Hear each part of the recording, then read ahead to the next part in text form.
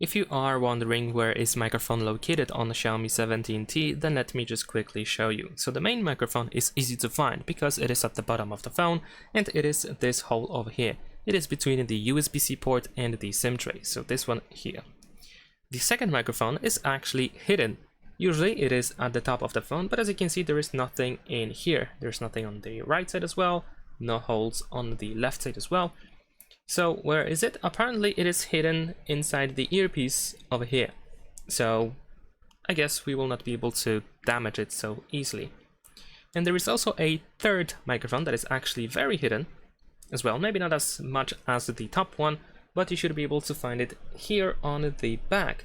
I'm not sure if I can show you, but here on the camera island, we have like this little hole. You might see it. Let me actually try to hold the phone like this.